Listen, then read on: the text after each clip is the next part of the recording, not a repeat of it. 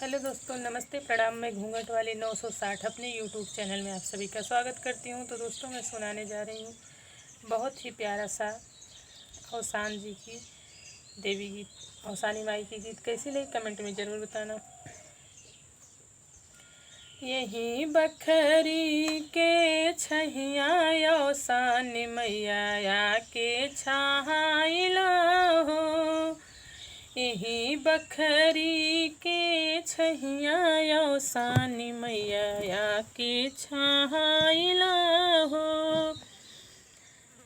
गैया के गोबरा से अंगना लिपवली, लाली चंदरिया मैया झारी के बिछवली। गैया के गोबरा से अंगना लिपवली, लाली चंदरिया मैया झारी के बिछवली। चौका पे मैया चौका पे आसन लगवली, औसानी मैया के छहाइला हो। चौका पे आसन लगवली, औसानी मैया के छहाइला हो।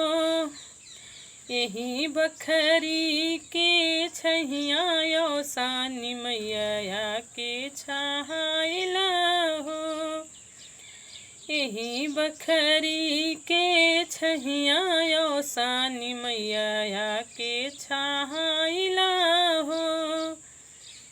लाई चना माँ बाजार से लियवली, पेड़ा बतासा के भोग लगवली।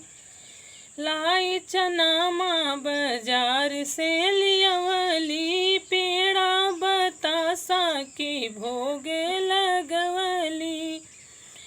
धीरे धीरे तुहका खियौबै, औसानी मैया के छाइला हो। रसे रसे तुहका खियौबै, औसानी मैया के छाइला हो।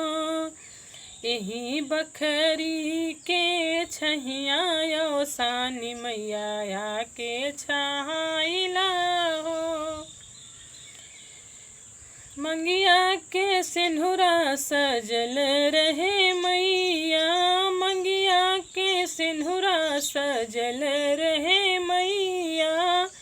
गोदिया के ललनाया मरे रहे मैया, धीरे धीरे गोड़वा दबौबै, औसानी मैया के छाइला हो। धीरे धीरे गोड़वा दबौबै, औसान मैया के छाइला हो। यही बखरी के छैया औसानी मैया के छाइला हो, यही बखरी के छैया औसानी मैया के छाइला हो। तो दोस्तों, ये था मेरा छोटा सा औसानी जी की गीत। कैसी लगी कमेंट में ज़रूर बताना। प्लीज़ मेरे चैनल को सब्सक्राइब करना दोस्तों, वीडियो को लाइक करना। फिर मिलो कोई अगली नेक्स्ट वीडियो में अच्छी गीत के साथ। तब तक के लिए नमस्ते प्रणाम।